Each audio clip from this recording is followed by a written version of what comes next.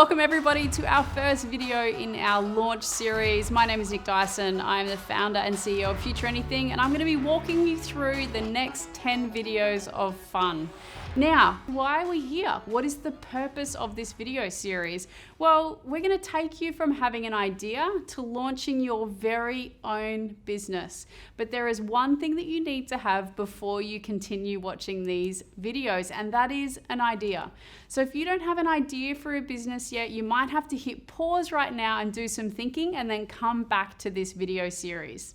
If you're still watching, it means you've got an idea. And man, we're going to walk you through the stuff that you need to know to do something about that idea so that you can run your very own business. But who are we? Who am I? Why are we here? As I said, my name is Nick Dyson, and up until recently, I was a classroom teacher. And for me, the classroom sometimes looked a little bit like this, a bit black and white, a little bit boring. If you check out the kid in the bottom right-hand corner, that's pretty reflective of sometimes how I felt at the front of the classroom. And maybe every now and again, you felt a little bit like this in the classroom too. And in doing this work in the classroom, I wondered, what if we could do curriculum differently so that young people felt engaged in what they were learning and could also see the purpose for what they were doing in the real world? So I stepped out of teaching to start my own company called Future Anything, and we work with dozens of schools all around the country to help young people like you develop their very own businesses. I want to show you a really quick video about our cornerstone program, Activate, so that you can understand a little bit about what we do and why we're here today.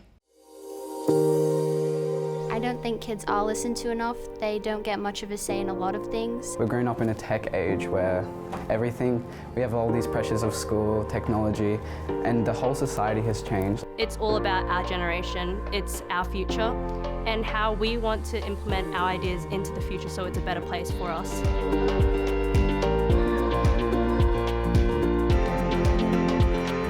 The Activate program gave us the opportunity to give students a real problem that they had to solve, then also give them a real environment to pitch their business ideas to, something that was difficult to achieve here at Sheldon College. So in a normal class, we usually have a teacher and we learn about the knowledge and topic of that certain subject. But in a Future Anything program, it's really interesting because we get to analyse, we get to solve problems and solutions by re-evaluating, designing, thinking of ideas. Because they get to choose their group and their idea, they have that passion towards it, so it's not a forced work environment. They actually want to achieve what they're achieving themselves, so they've got that self-motivation. You learn that business isn't all about money, it's about how you drive positive change within communities. So it gives us the chance to really capture what we want to do and what we want to solve in the world. I think it's important for students to learn the skills of being challenged and having to come up with ideas, because they are life lessons that you'll need to learn throughout your life. So being able to learn them in a safe environment and have support from teachers and from courses, it just allows you to be assisted and learn these challenges now. We don't always have these opportunities to speak in front of a large crowd or pitch our ideas to a panel of judges, so it was definitely a great experience. I would definitely recommend Future Anything to another school, just in that concept of the program's there for you, ready to go, and you're able to tailor it towards whatever you need, and you don't have to keep relying back on making content yourself. And it's also enabling my students to connect with mentors that we didn't know how we could connect with them in the past. I would encourage people my age to be involved in the program, because it's something so different that not many people actually get to do at school. Just give it a crack. Don't be afraid, just get involved. Because it ends up being one of the best experiences I've ever had, honestly. It was amazing.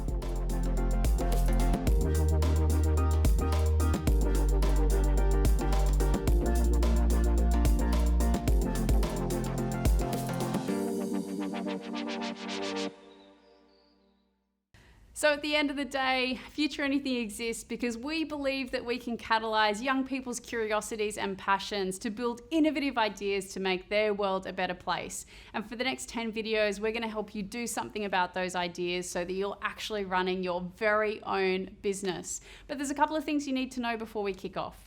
And the first one is that you should watch the videos in order from 1 through to 10. So don't skip a video and don't fast forward, because you might miss a really important piece of information. The next thing is, in the description underneath this video on YouTube, you'll find a whole bunch of links that are really helpful to this resource. They might be the download buttons for any of the templates. They also might be links to places that you can go for additional help. So if you haven't checked out what's in the description to this video, maybe hit pause and have a look, because you might need some of those documents. The next one is have a go at the activities. Throughout these videos, it's not just going to be me talking or anybody else talking. It's going to be some doing from you.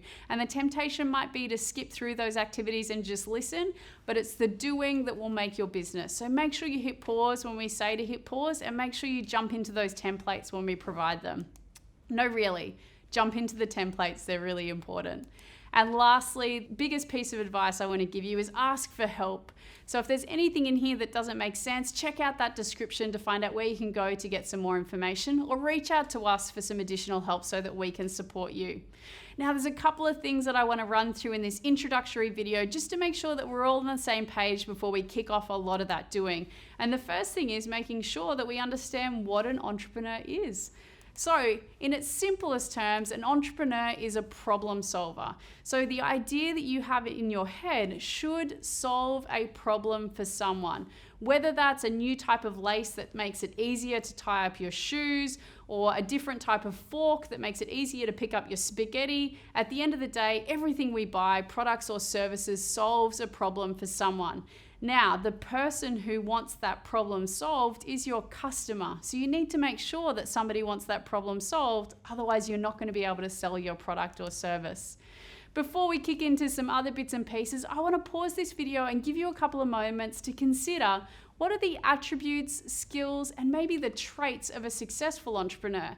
If you're going to take that idea in your head and turn it into a business that's running in the real world, what are some of the things that you might need to be able to do or say or be in order to make that successful? Take a few minutes and have a chat to the person next to you.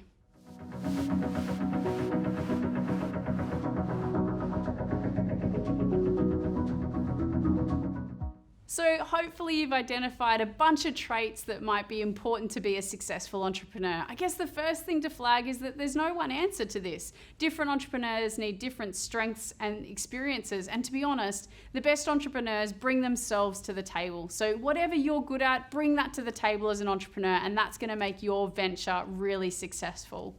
Kicking along, I want to unpack a couple of the main points around business structures so that whilst you've got that idea in your head, you can start to be thinking about how we form that idea into a business. Now, there are three main types of business structures. The first one is a for-profit, and put quite simply, it's a business that exists to make money. And this is probably most of the businesses that you come into contact with. If you think about where you bought your shoes from, or your socks, or your school books, or your lunch yesterday, they're probably for-profit businesses. So I want to give you a couple of minutes now to write down some examples of specific for-profit businesses that you've interacted with in your local community. You've got 3 minutes.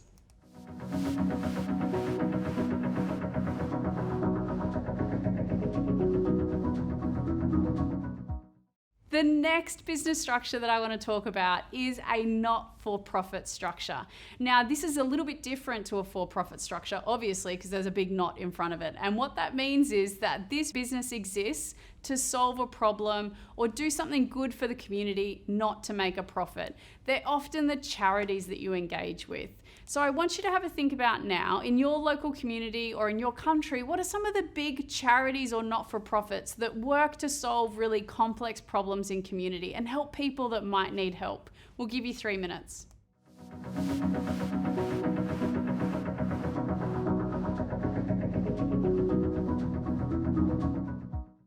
The last business structure I want to unpack is one that I'm particularly excited about because it kind of fuses the head of a for-profit business with the heart of a charity.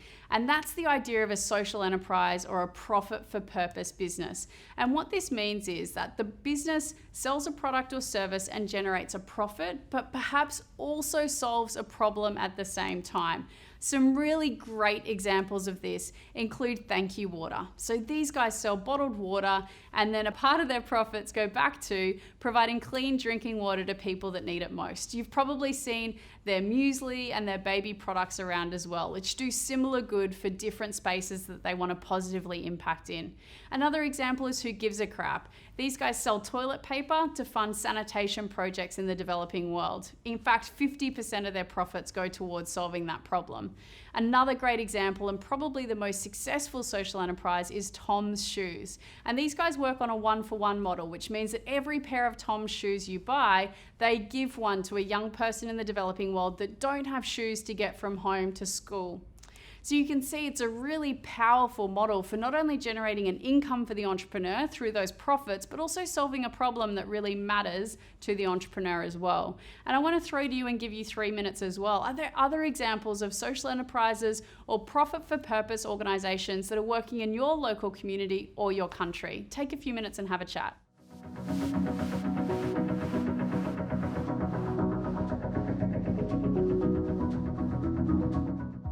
Wicked. Now there's one principle I also want to unpack quickly for you before we move into these other videos, and it's the idea of a lean startup. Now in the links underneath this video, there's a couple of YouTube clips that you can watch to unpack this notion a little bit more.